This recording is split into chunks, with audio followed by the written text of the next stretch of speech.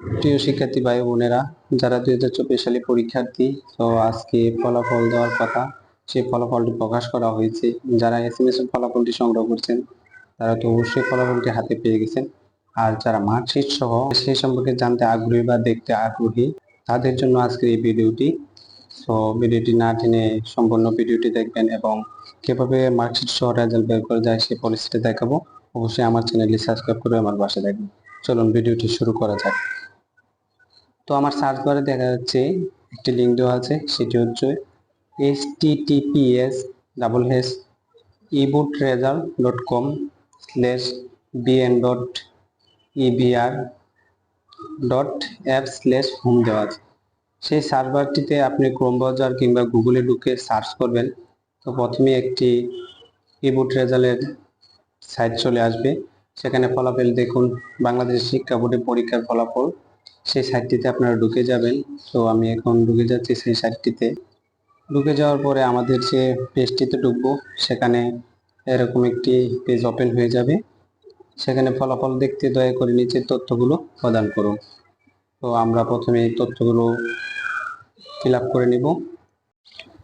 So যারা ফলাফল দেখতে আগ্রহী তারা প্রথমেই এখানে লেখা আছে পরীক্ষার নাম। সো আমরা পরীক্ষার নামটি সিলেক্ট করে দিই। আপনি কোন রেজাল্ট জানতে চাচ্ছেন, এসএসসি নাকি? এখানে এসএসসি দাখিল সমমান। সো আমরা প্রথমে এটি সিলেক্ট করে নেব। তারপর পরীক্ষার সাল, তো আমরা কত সালে পরীক্ষার রেজাল্ট জানতে চাচ্ছি সেটি সিলেক্ট করে নেব। আমরা যেহেতু 2024 সালের রেজাল্ট জানতে চাচ্ছি, তো 2024 সিলেক্ট করে নেব। তারপর আছে বোর্ডের নাম। তো কে কোন বোর্ড থেকে পরীক্ষা দিয়েছেন তা আপনারা সবাই জানেন। সো আমরা সেই বোর্ডটি সিলেক্ট করে নেব। আমি সিলেক্ট করে নিলাম চট্টগ্রাম।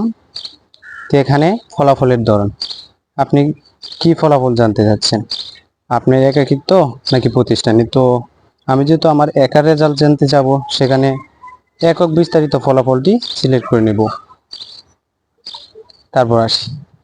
তারপর এখানে পরীক্ষার্থীর রোল নম্বর এবং পরীক্ষার্থীর রেজিস্ট্রেশন নাম্বার, তো দেখতে পাচ্ছেন আমি সেগুলো ফিল আপ করে দিচ্ছি। সো আমি পরীক্ষার নাম, পরীক্ষার সাল, বোর্ডের নাম এবং কি রেজাল্ট জানতে চাচ্ছি সেটি, পরীক্ষার রোল নাম্বার এবং রেজিস্ট্রেশন নাম্বার লিখে সেটিও ফিল আপ করে দিয়েছি। এখন রেজাল্ট ফলাফল দেখুন, এই অপশনটিতে ক্লিক করে দিব, তাহলে রেজাল্টটি আমাদের চলে আসবে। সো এখানে দেখতে পাচ্ছেন সাবজেক্ট ভিত্তিক যে ফলাফল রেজাল্ট সহ আমরা হাতে পেয়ে গেলাম। এখানে পরীক্ষার্থীর নাম আমি অবশ্যই হাইলাইট করে দিছি, না রেজাল্টটা না জানাইলে বেড়াই। তো আপনারা যারা অবশ্যই এরকমভাবে রেজাল্টটি দেখতে চান সম্পূর্ণ মার্কশিট সহ, তারা এই ওয়েবসাইটটিতে ঢুকে এরকমভাবে রেজাল্টটি দেখে নেবে।